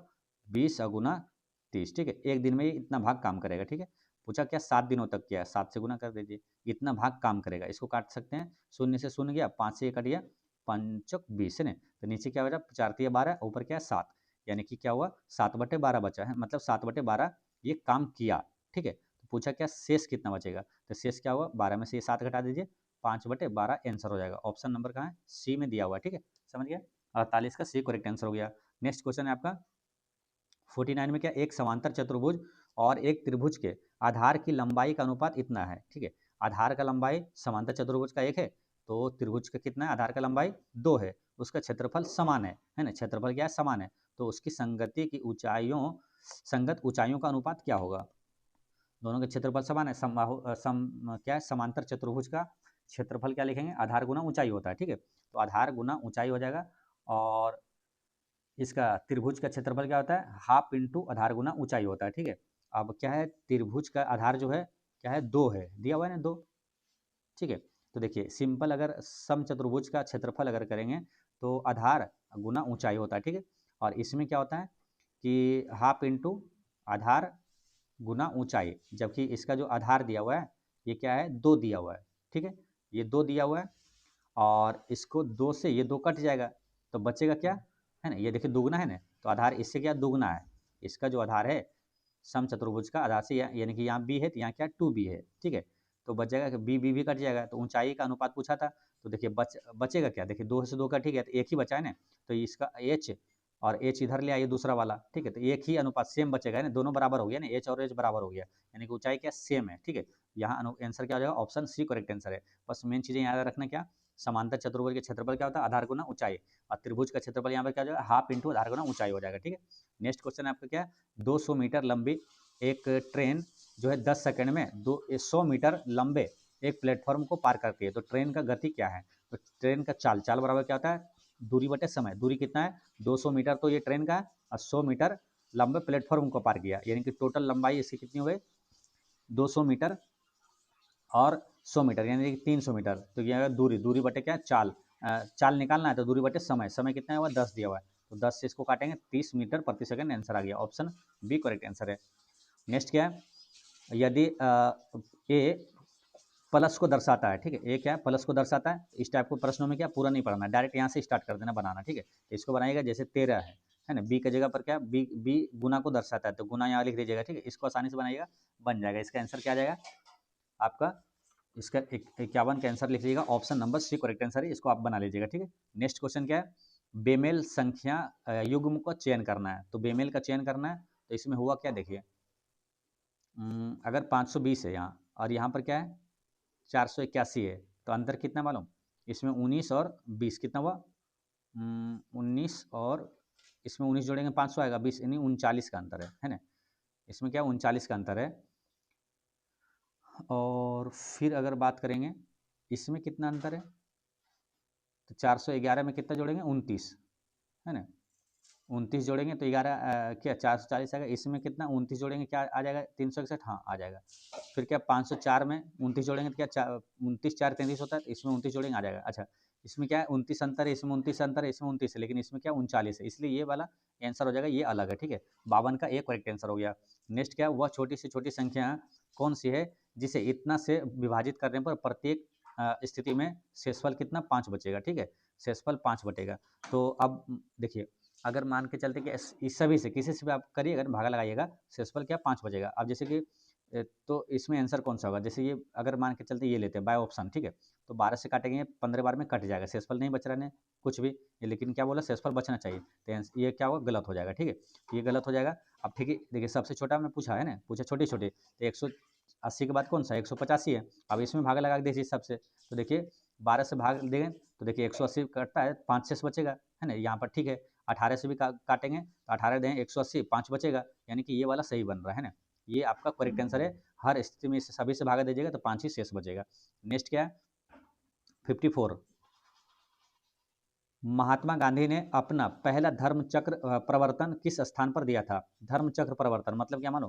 पहला जो उपदेश दिया था गौतम बुद्ध ने, तो जो पहला उपदेश दिया था उसको क्या कहा गया था? धर्म चक्र प्रवर्तन कहा गया था। पहला उपदेश कहाँ दिया था? सारनाथ में दिया था। सर्वाधिक उपदेश पूछे कहाँ? तो श्रावस्ती में दिया था, ठीक है। और गौतम बुद्ध की मृत्यु कहाँ हुआ था? कुशीनगर में हुआ था। और तीनों ये कहाँ पर है? उत्तर प्रदेश में, ठीक है। देखिए, पहला उपदेश सारनाथ में, सर्वाधिक श्रावस्ती, सर्वाधिक श्रावस्ती ऐसे याद रख लेना, ठीक है। सर्वाधिक श्रावस्ती याद रहेगा, कभी कंफ्यूजन नहीं होगा। सर्वाधिक श्रावस्ती, सर्वाधिक श्रावस्ती। और इनका जो मृत्यु हुआ था कुशीनगर में। ये तीनों स्थान कहाँ है? तो उत्तर प्रदेश में हुआ था। उत्तर प्रदेश में ये जन्म कहाँ हुआ था? तो इनका लुम्बिनी में हुआ था, ठीक है। चलिए नेक्स्ट क्वेश्चन क्या है? क्वेश्चन नंबर 55 में अशोक के किस शिलालेख में आत्मनियंत्रण की शिक्षा दी गई है? तो किस शिलालेख में आत्मनियंत्रण की शिक्षा दिया है? तो छठा शिलालेख में, ठीक है। और यहाँ पर अशोक के शिलालेख की बात करेंगे तो अधिकतर किस लिपि में लिखा गया? ब्राह्मणी लिपि में लिखा गया। अशोक के शिलालेख को सबसे पहले किसने? तो 1837 में जेम्स प्रिंसेस ने पढ़ा था, ठीक है। अशोक के किस शिलालेख में इसका नाम मिलता है? तो मास्की और गुर्जरा, है ना, अभिलेख में इसका नाम मिलता है। अशोक का कलिंग युद्ध का वर्णन जो कि 261 ईसा पूर्व में हुआ था, ये किस शिलालेख में मिलता है? तो 13वें शिलालेख में कलिंग युद्ध का वर्णन है, ठीक है। ये सब याद रखना है। सांची का स्तूप किसने बनवाया था? अशोक ने। धामे का स्तूप का निर्माण किसने करवाया था? अशोक ने, ठीक है। अशोक किस वंश का शासक था? तो मौर्य वंश का संस्थापक कौन था? चंद्रगुप्त मौर्य। चंद्रगुप्त मौर्य का पुत्र था बिंदुसार। बिंदुसार का पुत्र था ये अशोक, है ना, यानी चंद्रगुप्त मौर्य का ये पोता है। नेक्स्ट क्या है? हड़प्पा लिपि में बड़े आकार के 10 चिन्हों वाला एक शिलालेख कहाँ से प्राप्त हुआ था? हड़प्पा लिपि में बड़े आकार के 10 चिन्हों वाला एक शिलालेख, 10 चिन्हों वाला एक शिलालेख कहाँ से मिला था? तो ये मिला था धौलावीरा से, ठीक है। धौलावीरा कहाँ पर है? धौलावीरा मालूम? गुजरात में। गुजरात में क्या 3 हड़प्पाकालीन स्थल हमें ऐसा आपको बताते हैं, कौन कौन सा है? एक है लोथल, और एक है धौलावीरा, और एक है सुरकोटदा, है ना। तीनों से महत्वपूर्ण प्रश्न पूछा जाता है। सुरकोटदा, ठीक है। धौलावीरा से तो एक चीज ये हो गया कि 10 चिन्हों वाला एक शिलालेख कहाँ से प्राप्त हुआ था? धौलावीरा से। पूछेगा भारत का 40वां विश्व धरोहर स्थल कौन सा है? तो ये धौलावीरा ही है। और हड़प्पाकालीन एकमात्र स्थल है जो कि विश्व धरोहर सूची में शामिल किया गया, धौलावीरा को ही, ठीक है। और ये तीनों गुजरात में है ना, लोथल, धौलावीरा, सुरकोटदा गुजरात में। लोथल से क्या याद रखना है? प्राचीन बंदरगाह पूछेगा, सिंधु घाटी सभ्यता का सिंधु सभ्यता का जो पूछेगा प्राचीन बंदरगाह कहाँ से मिला था, तो लोथल से। प्राचीन जो है गोदीवाड़ा का साक्ष्य कहाँ से मिला था, लोथल से मिला था। युगल शब्द का जो प्रमाण है साक्ष्य कहाँ से मिला था, लोथल से मिला था। कौन सा हड़प्पाकालीन स्थल है जिसके दरवाजे और खिड़कियां मुख्य सड़क की ओर खुलता था, तो ये लोथल से ही खुलता था, ठीक है। और रही बात क्या, सुरकोटदा से पूछा जाएगा क्या, घोड़े के हड्डियों का अवशेष कहाँ से मिला था, तो सुरकोटदा से मिला था, ठीक है। ये सब आपको याद रखना है। बाकी लोथल बता दिए थे, कहाँ है, गुजरात, लोथल, धौलावीरा और सुरकोटदा, ये गुजरात हो गया। राखी गढ़ी कहाँ मिलेगा, ये हरियाणा में। और बनावली भी कहाँ मिलेगा, हरियाणा में, ठीक है। मिट्टी का हल प्राप्त हुआ था कहाँ से, बनावली से, हरियाणा से प्राप्त हुआ था। जूते हुए खेत कहाँ से मिला था, तो कालीबंगा जो कि राजस्थान में है। नेक्स्ट क्या है, प्रथम 3 आश्रम का उल्लेख किस उपनिषद में मिलता है। प्रथम 3 आश्रम का उल्लेख है, ये मिलता है छांदोग्य उपनिषद में। किसमें, छांदोग्य उपनिषद में मिलता है, ठीक है। सत्यमेव जयते किस उपनिषद से लिया गया मालूम, तो मुंडको उपनिषद से लिया गया है ना। पूछा जाता है, मोस्ट इंपोर्टेंट प्रश्न है, सत्यमेव जयते जो है ये कहाँ से लिया गया, मुंडको उपनिषद से लिया गया। उपनिषदों की संख्या है कितनी मालूम, देखिए वेद कितना है 4, वेदांग कितना है 6, पुराणों की संख्या कितना है 18 और उपनिषदों की संख्या कितनी है 108 है, ठीक। अच्छा 18 से क्या क्या याद रखना आपको, देखिए महाभारत में पर्व की संख्या पूछे 18, पुराणों की संख्या 18, भारत में कुल कितने बायोस्फीयर रिजर्व है, तो वो भी है 18, ठीक। नेक्स्ट क्या है, क्वेश्चन नंबर आपका है अब 12वीं अनुसूची में विषय कितना है, वो भी है 18, ठीक। शाहजहां के शासन काल में आए विदेशी यात्रियों पर विचार कीजिए। पूछा गया कौन एक जो है शाहजहां के काल में नहीं आया था, तो देखिए बर्नियर जो है शाहजहां के काल में आया था, ट्रेविनियर आया था और बनुची भी शाहजहां के काल में आया था। ये जो है बारबोसा ये नहीं आया था, है ना, ये शाहजहां के काल में नहीं आया था, ठीक है। चलिए यानी पूछा था कौन नहीं आया था, तो 4 नहीं आया था, 4 कहाँ, ऑप्शन सी है ना, ऑप्शन सी यहाँ पर करेक्ट आंसर हो जाएगा। नेक्स्ट क्वेश्चन आपका 59, मच्छीबारा का युद्ध कब लड़ा गया, तो मच्छीबारा का युद्ध कब लड़ा गया था, तो ये बात है मई 1555 का है। मच्छीबारा का युद्ध कब लड़ा गया था, 1555 में। ये हुमायूं और नसीब खान तथा तारा खान जो कि सूर्य साम्राज्य से थे उनके बीच हुआ था। नेक्स्ट क्वेश्चन क्या, हुमायूं इसमें विजय हुआ था। तारीख ए फिरोज शाही की रचना किसके द्वारा की गई है, तारीख ए फिरोज शाही की रचना जियाउद्दीन बर्नी के द्वारा किया गया है ना। तारीख ए फिरोज शाही की रचना जियाउद्दीन बर्नी के द्वारा किया गया है। नेक्स्ट क्वेश्चन आपका 61 में, निम्नलिखित में से किसे मुगल बादशाह द्वारा निजाम उल मुल्क की उपाधि प्रदान की गई है, तो किसे मुगल बादशाह द्वारा निजाम उल मुल्क की उपाधि प्रदान की गई है, तो ये हो जाएगा कौन, चिनखिलिज खान है। चिनखिलिज खान को और मुगल बादशाह द्वारा निजाम उल मुल्क की उपाधि दिया गया था, चिनखिलिज खान को। नेक्स्ट क्वेश्चन है, ब्रिटिश भारत में कानून निर्माण प्रक्रिया में भारतीय प्रतिनिधियों को शामिल करने की शुरुआत किस अधिनियम द्वारा किया गया है।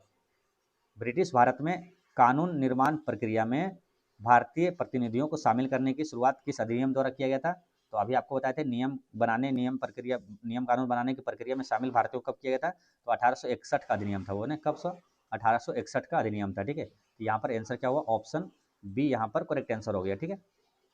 यहीं पर आपको क्या बताते हैं, पृथक मुस्लिमों के लिए पृथक निर्वाचक मंडल की स्थापना कब हुआ था, 1909 ईस्वी में हुआ था, है ना। नेक्स्ट क्या, किस किसने अंग्रेजी स्वर्ण मुद्रा को भारत की कानूनी मुद्रा घोषित किया है, किसने अंग्रेजी स्वर्ण मुद्रा को भारत की कानूनी मुद्रा घोषित किया है, तो ये किसने किया है, लॉर्ड कर्जन ने किया है, ठीक है। लॉर्ड कर्जन से कई प्रश्न पूछा जाता है, क्या क्या पूछा जाएगा मालूम। लॉर्ड कर्जन का कार्यकाल कब से कब तक था, 1899 से 1905 तक था, है ना। तो इसके बीच में क्या क्या हुआ, बंगाल विभाजन 1905 में हुआ था, लॉर्ड कर्जन के समय हुआ था। सर्वाधिक रेलवे ट्रैक का विस्तार जो है लॉर्ड कर्जन के समय हुआ था।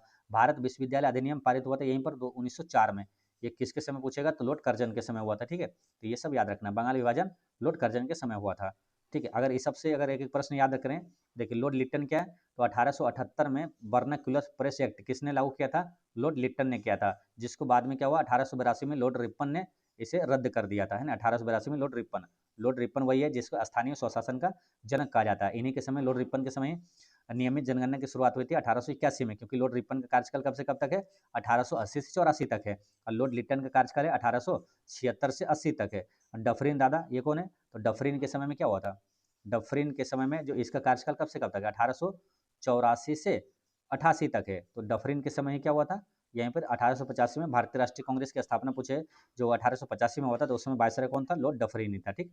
नेक्स्ट क्वेश्चन क्या है, भगत सिंह को फांसी की सजा सुनाने वाला न्यायाधीश निम्न में से कौन सा था, तो ये कौन था, ये था जीसी हिल्टन था, है ना। भगत सिंह को फांसी देने वाला कौन था, जो न्यायाधीश सुनाया था ये था जीसी हिल्टन था, है ना। भगत सिंह का जन्म किस गांव में हुआ था? तो बंगा गांव में हुआ था, पाकिस्तान के बंगा गांव में हुआ था।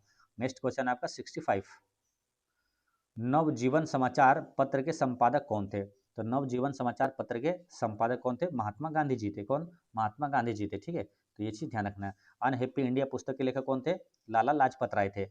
और दादा भाई नेहरू जी कौन सा पुस्तक था? Poverty and un British rule in India, है ना। इसके लेखक कौन थे? दादा भाई नेहरू जी थे, जिसमें धन निष्कासन का सिद्धांत दिया था दादा भाई नेहरू जी ने, है ना। और मोतीलाल नेहरू का एक याद रखना कौन सा? द इंडिपेंडेंट, है ना। द इंडिपेंडेंट समाचार पत्र के संपादक कौन थे? तो मोतीलाल नेहरू थे। नेक्स्ट क्या? किस पुर्तगाली गवर्नर ने कोची की जगह गोवा को पुर्तगालियों की राजधानी बनाया था? तो गोवा को पुर्तगालियों की राजधानी बनाया था ये किसने? नीना डी कुन्हा ने। नीना डी कुन्हा ने। गोवा पर पुर्तगालियों ने कब कब्जा कर लिया था? 1510 में, ठीक है। और गोवा को पुर्तगालियों से आज़ाद कब कराया गया था? 1961 में ना, भारतीय सेनाओं द्वारा। और फिर उन गोवा को कब पूर्ण राज्य का दर्जा दिया गया? तो 1987 में दिया गया, ठीक। नेक्स्ट क्या है? 1857 के विद्रोह के दौरान भारत में ब्रिटिश महिलाओं को समर्पित एक पेंटिंग इन मेमोरियम किसने बनाई? 1857 के विद्रोह के दौरान भारत में ब्रिटिश महिलाओं को समर्पित एक पेंटिंग इन मेमोरियम किसने बनाई थी? तो ये बनाने वाले कौन? Joseph Noel Paton. Joseph Noel Paton, है ना। एक पेंटिंग पेटन, है ना, यहाँ पर ऐसे रिलेट कर लेना है। पेंटिंग किसने? तो एक नोएल पेटन ने बनाया था। द्वितीय अफीम युद्ध जो कि 1856 से 60 तक ब्रिटेन और फ्रांस के द्वारा किसके विरुद्ध लड़ा गया था? द्वितीय अफीम युद्ध। तो ये लड़ा गया था किसके साथ? ये चीन के साथ, है ना। किसके विरुद्ध? तो चीन के विरुद्ध लड़ा गया था द्वितीय अफीम युद्ध 1856-60 में, ठीक है। अच्छा, ये प्रथम अफीम युद्ध कब हुआ था? 1839 से 42 के बीच हुआ था। 1839 से 1842 के बीच, है ना। ये भी हुआ था ब्रिटिश और चीन के विरुद्ध हुआ था, ठीक है, जिसमें ब्रिटेन विजयी रहा था। नेक्स्ट क्या? नियत वेग से गतिशील ट्रेन में इंजन की ओर मुंह करके बैठा एक यात्री एक गेंद ऊपर की ओर उछालता है तो गेंद वापस आएगी तो किधर आएगा?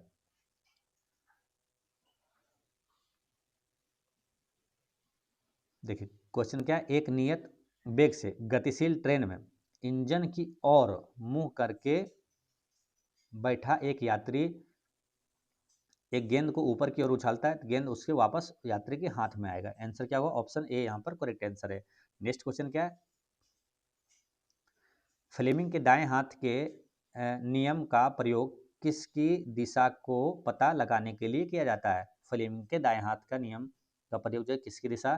तो प्रेरित धारा की दिशा पता लगाने में किया जाता है। फ्लेमिंग के दाएं हाथ यानी कि 3 उंगली ऊपर वाला जो है आपका 3 उंगली निकालना है, ठीक है। और एक दूसरे के लंबवत आपको करना है, ठीक है।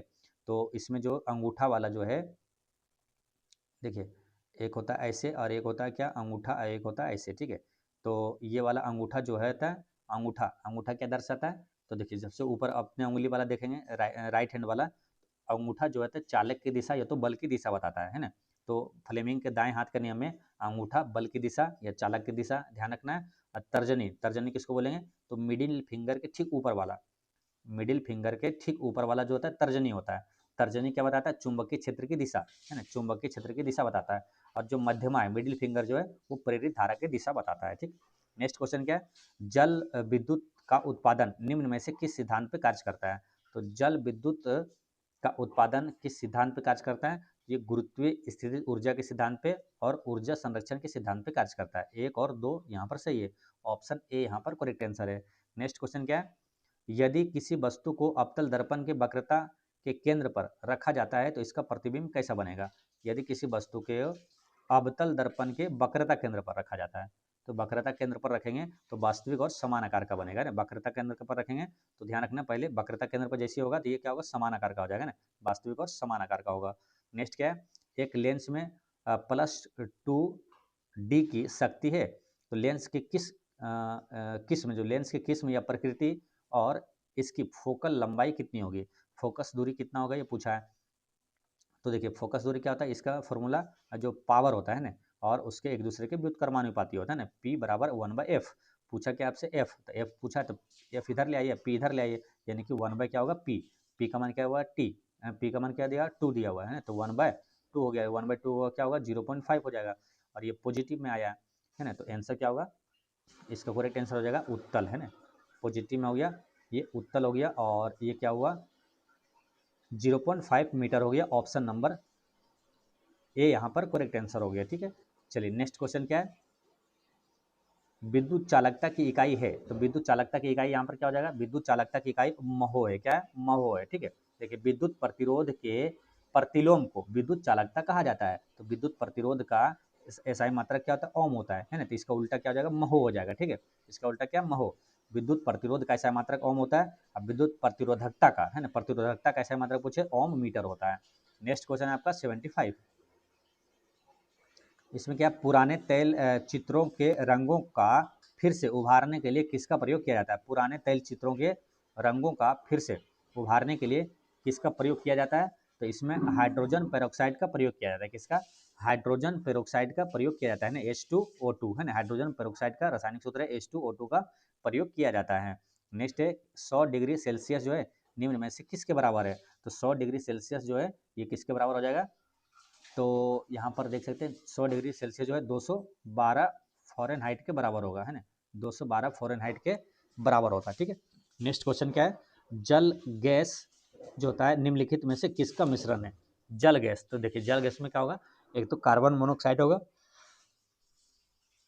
और उसके बाद जल यानी कि H2 होगा, मालूम H2 होगा, है, ऑप्शन बी यहाँ पर करेक्ट आंसर होगा, CO+H2, है ना, कार्बन मोनोऑक्साइड और H2 होगा, ये जल गैस होता है। नेक्स्ट क्या है, आवर्त सारणी के वर्ग में ऊपर से नीचे जाने पर विद्युत ऋणात्मकता पर क्या प्रभाव पड़ता है, आवर्त सारणी के वर्ग में ऊपर से नीचे जाने पर विद्युत ऋणात्मकता पर क्या प्रभाव पड़ेगा, तो ये घटेगा, विद्युत ऋणात्मकता क्या, ये घटता है। ठीक है, आंसर क्या हुआ, ऑप्शन ए यहाँ पर करेक्ट आंसर हो गया।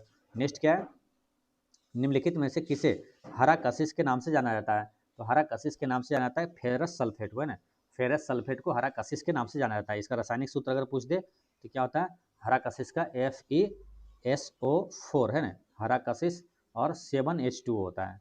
ठीक है, ये हरा कशिश है। ठीक है, फेरस सल्फेट हरा कशिश के नाम से जाना जाता है। नेक्स्ट है कि हीरा में कौन सा प्रसंस्करण पाया जाता है, तो हीरा में कौन सा प्रसंस्करण पाया जाएगा, तो sp3 होता है ना, कौन सा प्रसंस्करण होता है, तो sp3 होता है हीरा में। हीरा क्या सबसे कठोर पदार्थ है, हीरा, फुलरेन और क्या होता है ग्रेफाइट, ये सब क्या कार्बन का अपरूप है।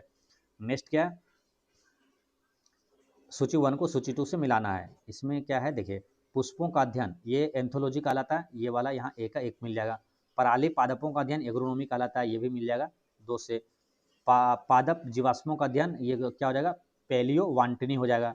और कवक का अध्ययन माइकोलॉजी होगा, है ना, कवक का अध्ययन तो आपको याद ही करवाते हैं आसानी से, साफ काम, है ना, शैवाल का अध्ययन फाइकोलॉजी और कवक का अध्ययन माइकोलॉजी, है ना, साफ काम। ठीक है, शैवाल का अध्ययन फाइकोलॉजी, कवक का अध्ययन माइकोलॉजी। ठीक, तो ये मतलब क्या हुआ 1 2 3 इस तरह से सीधा से मिल गया, आंसर क्या हुआ, ऑप्शन ए यहाँ पर करेक्ट आंसर है। नेक्स्ट क्वेश्चन आपका 82 में क्या है, किसी जीवित शरीर के भीतर कोशिका या तो ऊतक की मृत्यु को क्या कहते हैं, किसी जीवित शरीर के भीतर कोशिका या तो ऊतक की मृत्यु को क्या कहा जाता है, तो ये कहा जाता है नेक्रोसिस, क्या कहलाता है, ये नेक्रोसिस कहलाता है। नेक्स्ट है कि निम्न में से कौन एक प्रकार का रेशेदार प्रोटीन का उदाहरण है, तो रेशेदार प्रोटीन का उदाहरण इसमें कौन है, किरेटिन, किरेटिन क्या है, एक रेशेदार प्रोटीन का उदाहरण है। नेक्स्ट क्वेश्चन क्या, विटामिन B3 किसके उपापचय में सहायक है, तो B3 जो है किसके उपापचय में सहायक है, ये तो ये है ट्रिप्टोफैन, है ट्रिप्टोफैन अमीनो एसिड के उपापचय में ये सहायक है। नेक्स्ट क्वेश्चन है आपका 85 में क्या, कॉकरोच में हृदय कोष्ठों की संख्या क्या होती है, कॉकरोच में हृदय कोष्ठों की संख्या कितनी होती है, तो 13 होती है, कितना 13 यहाँ पर करेक्ट आंसर है। देखिए कॉकरोच से प्रश्न अक्सर कई एग्जामों में रिपीट हुआ, ध्यान रखना है। कॉकरोच में हृदय कोष्ठ हो गया 13, कॉकरोच में जो होता है उत्सर्जन अंग इसमें क्या होता है, मेल पिघियन होता है, क्या मेल पिघियन होता है। ठीक है, अच्छा यहाँ पर पूछे मानव में कितने हृदय कोष्ठ होता है, तो मानव में हृदय कक्ष होता है कितना 4, मेढक में कितना होता है 3 होता है। नेक्स्ट क्वेश्चन आपका 86, टोकोफेरोल, है ना, टेकोफेरोल किस विटामिन का रासायनिक नाम है, तो आसानी से याद रहेगा, क्या जब आपको हम याद करवाते हैं रथ एक टॉफी, जैसे टॉफी आया तो लास्ट में कहना विटामिन ई और के, है ना, तो इसके टॉफी जैसे आया टेकोफेरोल आंसर हो जाएगा। टोकोफेरोल किसका, विटामिन ई का हो जाएगा, है ना, टॉफी, है ना, लास्ट में देखिए मुख्य विटामिन जो है आपको याद करवाए थे A B C D 4 हो गया, और ई और के, है ना, ई और के। ठीक है। तो इसमें याद कैसे करवाए थे, रथ है ना, रेटिनॉल, थाइमिन रथ हो गया, एक यानी कि एस्कॉर्बिक एसिड और कैल्सीफेरोल, टोफी यानी कि टोकोफेरोल और फिलोक्विनिन है ना। अब देखिए कुछ भी पूछेगा आसानी से बन जाएगा, बस इसको याद रखना है क्या, रथ पर एक टोफी ध्यान रखना है, और उसमें क्या पर क्या साइलेंट रहेगा, रथ एक टोफी, रथ से क्या होगा विटामिन ए बी का नाम हो जाएगा है ना, रेटिनॉल और थाइमिन।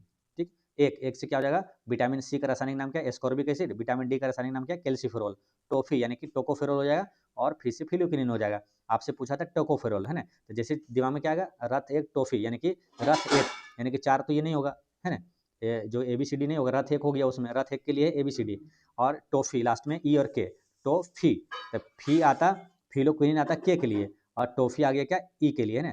तो टेकोफेरोल हो गया किसका, विटामिन ई का रासायनिक नाम हो गया, यानी पे आंसर क्या हुआ, ऑप्शन ए करेक्ट आंसर हो गया। ठीक है, और साइनोकोबाल्मिन है किसका, विटामिन B12 का, डी का यहाँ पर क्या होगा कैल्सीफेरोल, और ई का क्या हो जाएगा, के का क्या हो जाएगा, फिलोक्विनिन हो जाएगा। ठीक है, याद है ना सब चीज़।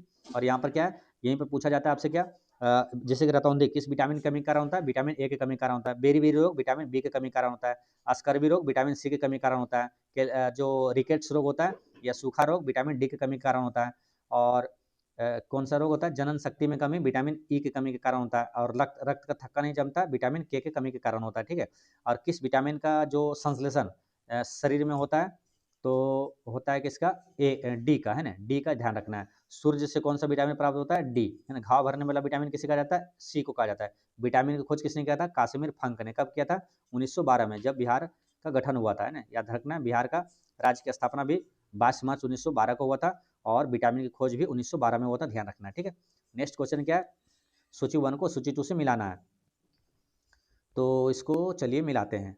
काफ़ी आसान है, कैसे आसान है देखिए, आपको हम कई बार बताएं जो रेगुलर क्लास कर रहे होंगे, कि अग्नाशय से ना 3 एंजाइम और 3 जो है महत्वपूर्ण आपको क्या हार्मोन निकलता है। ठीक है, और अग्नाशय क्या एक मिश्रित ग्रंथि है जिससे हार्मोन और एंजाइम दोनों स्रावित होता है। तो एंजाइम में आपको बताया था क्या, एल ए टी, बहुत महत्वपूर्ण, यहाँ से प्रश्न पूछा जाता है। ठीक है, तो एल ए टी में क्या होता है, लाइपेज, एमाइलेज और क्या है ये, ट्रिप्सिन है ना। तो ये लेट याद रखना, L A T LAT, LAT ने लाइपेज, एमाइलेज और trypsin.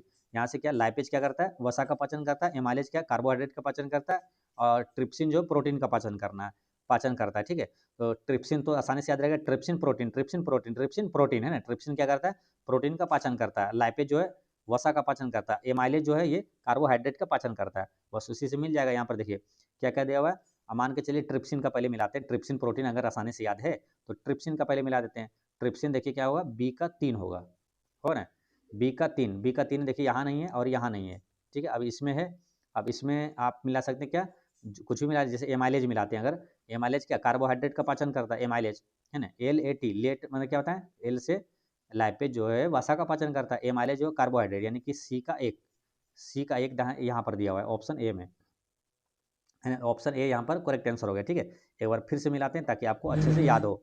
L A T lipase का मिलाएंगे, वसा का पाचन करता है ना, तो ए का 4 हो जाएगा। ठीक है, और फिर क्या है, एल ए टी ए को ही मिला लेते हैं ना, तो एक एमाइलेज, एमाइलेज क्या है, कार्बोहाइड्रेट का पाचन करेगा, सी का 1 हो जाएगा। ठीक है, सी का 1 और ए का 4, इससे भी आंसर आ चुका है। ठीक है, देखिए ए का 4 इसमें नहीं है ना, ए का 4 आया ना, लाइपेज जो है वसा का, तो ए का 4 इसमें नहीं है, और फिर क्या हुआ, सी का एक देखिए किसमें नहीं है, सी का एक यहाँ नहीं है और यहाँ नहीं है, यहीं पर है, आंसर क्या हुआ, आ चुका है। ठीक है, फिर आपको मिलाते हैं ट्रिप्सिन, ट्रिप्सिन क्या प्रोटीन का पाचन करता है, और इरेप्सिन क्या हो जाएगा, पॉलीपेप्टाइड की को अमीनो अम्ल में बदलता है ना, इरेप्सिन क्या करता है, पॉलीपेप्टाइड को अमीनो एसिड में बदलता है।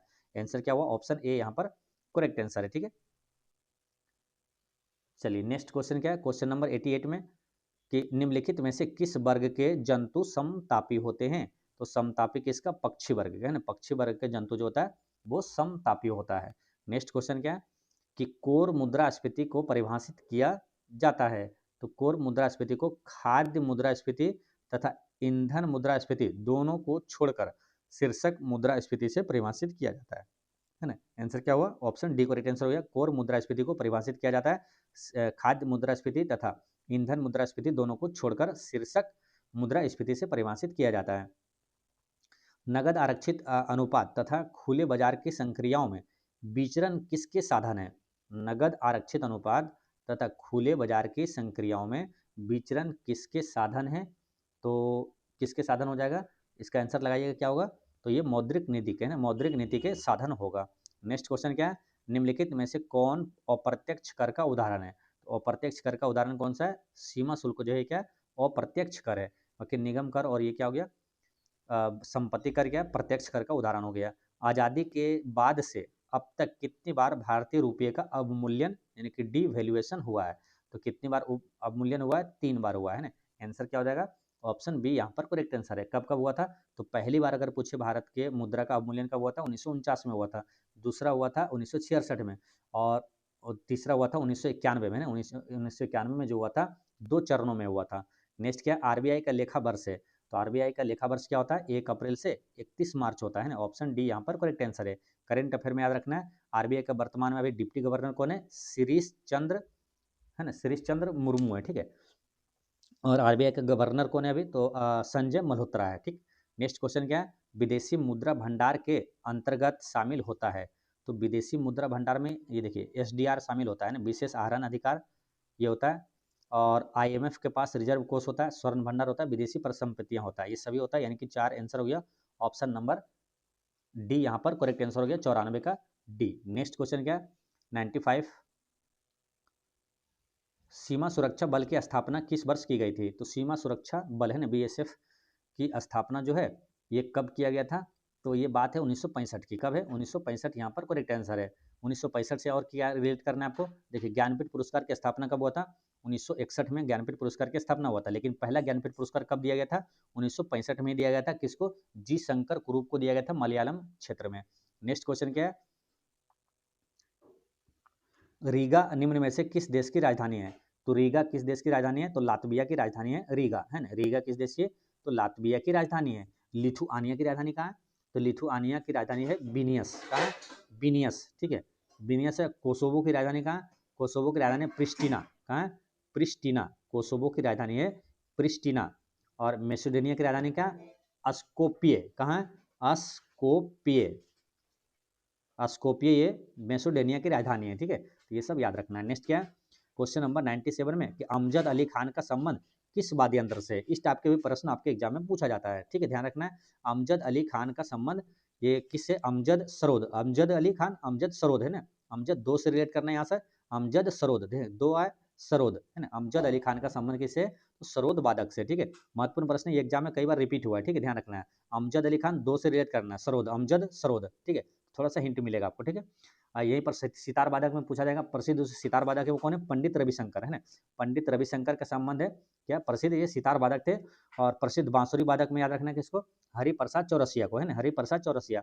और प्रसिद्ध बीना वादक में कौन है? तो वो है बी धन्नालाल। कौन है? बी धन्नालाल, ठीक है। ये प्रश्न आपको दिल्ली पुलिस में पूछा गया था ना, कि प्रसिद्ध बीना वादक कौन है? तो बी धन्नालाल है, ठीक है। और एक चीज हम आपको बताते हैं कि जो बिहार दरोगा या बिहार पुलिस का एग्जाम होता है तो कई ऐसे प्रश्न होते हैं जो कि डायरेक्ट आपको उठा के पूछ लिया जाता है। कहाँ से? तो एसएससी जीडी में कोई प्रश्न पूछा गया हो, या तो दिल्ली पुलिस में पूछा गया हो, ठीक है। तो इस टाइप का प्रश्न डायरेक्ट आपको एग्जाम में उठा के पूछ लिया जाता है, ठीक है। इसलिए ये सब प्रश्न बहुत महत्वपूर्ण हो जाता है ना। तो दिल्ली पुलिस में ये पूछा गया था कि प्रसिद्ध बीना वादक है ना, कौन है इसमें से? तो धन्ना लाल है, ठीक है, बी धन्ना लाल प्रसिद्ध बीना वादक है। नेक्स्ट क्वेश्चन क्या है? राष्ट्रीय अंतरिक्ष दिवस ये कब मनाया जाता है? तो राष्ट्रीय अंतरिक्ष दिवस कौन बता सकता है इसका आंसर? राष्ट्रीय अंतरिक्ष दिवस तो ये मनाया जाता है कब? 23 अगस्त को, है ना। क्यों मनाया जाता है 23 अगस्त को? कि जो अंतरिक्ष में मतलब क्या हुआ, चंद्रयान 3 जो है, ये चंद्रयान 3 जो है चंद्रमा की सतह पर सफलतापूर्वक कब लैंड किया था? 23 अगस्त 2023 को ये सफलतापूर्वक लैंड कर गया था, ठीक है। इसलिए 23 अगस्त को क्या राष्ट्रीय अंतरिक्ष दिवस मनाने की घोषणा किया गया है, ठीक है। देखिए ये चंद्रयान 3 ये लॉन्च कब हुआ था? तो 14 जुलाई 2023 को लॉन्च हुआ था, ठीक है। 14 जुलाई 2023 को लॉन्च हुआ था, लेकिन 23 अगस्त 2023 को ही सफलतापूर्वक ये चंद्रमा के दक्षिणी ध्रुव पर ये लैंड कर गया था, ठीक है। और जहाँ पर ये लैंड किया गया उस बिंदु को नाम क्या है? शिव शक्ति पॉइंट रखा गया, ठीक है। चंद्रयान 1 अगर पूछे कब लॉन्च हुआ था? 2008 में लॉन्च हुआ था। चंद्रयान जो है सेकंड यानी कि द्वितीय जो है चंद्रयान 2 कब लॉन्च हुआ था? 2019 में हुआ था।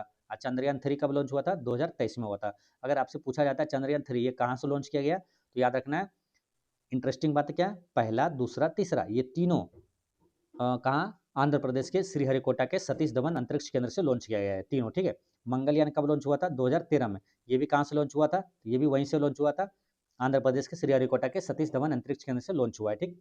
चलिए नेक्स्ट क्वेश्चन क्या है? अन्नू रानी निम्नलिखित में से किस खेल से संबंधित है? तो देखिए खेल करंट अफेयर में क्या है, जिसको भी जितने भी खिलाड़ी है, जिसको अर्जुन पुरस्कार मिला है 2024 में, ठीक है, अभी लेटेस्ट अभी 2024 का ही मिला है, ठीक है, तो अर्जुन पुरस्कार मिला है, जिसको भी आपको मेजर ध्यानचंद खेल रत्न मिला है, वो सब नाम महत्वपूर्ण है, नाम ही काफ़ी है। डायरेक्ट आपसे पूछेगा किस खेल से संबंधित है ना, किस क्षेत्र में मिला है, ये सब बहुत महत्वपूर्ण है। खेल करंट अफेयर में आपको हम बताएंगे। अनु रानी बहुत महत्वपूर्ण है क्योंकि इनको 2024 में अभी लेटेस्ट अर्जुन पुरस्कार दिया गया है। तो ये किस खेल से संबंधित है? तो ये भाला फेंक से संबंधित है, ठीक है। तो ये नाम सभी काफ़ी है, ठीक है। अर्जुन पुरस्कार इसे 2024 में दिया गया है, ठीक है। तो ये करेक्ट आंसर क्या है? भाला फेंक से संबंधित है। नेक्स्ट क्वेश्चन क्या है? अखिल भारतीय आयुर्विज्ञान संस्थान कहाँ स्थित है? अखिल भारतीय आयुर्विज्ञान संस्थान ये कहाँ? तो नई दिल्ली में स्थित है। नई दिल्ली से क्या बताए थे? ज्ञान भारतम का आयोजन कहाँ हुआ? नई दिल्ली में। या तो भारत मंडपम पूछे, नई दिल्ली हो जाएगा। विश्व पैरा एथलेटिक्स चैंपियनशिप 2025 का आयोजन कहाँ हुआ? तो नई दिल्ली में हुआ, ठीक है। ये सारे एक्स्ट्रा फैक्ट्स आपको याद रखना है। तो दोस्तों ये खाकी सीरीज का टेस्ट नंबर 6 होता है समाप्त, ठीक है। मिलते हैं नेक्स्ट वीडियो में, और बिहार दरोगा के ही बेस्ट सॉल्यूशन, बेस्ट जो कंटेंट के साथ पढ़ते रहें, मुस्कुराते रहें। जय हिंद दोस्तों।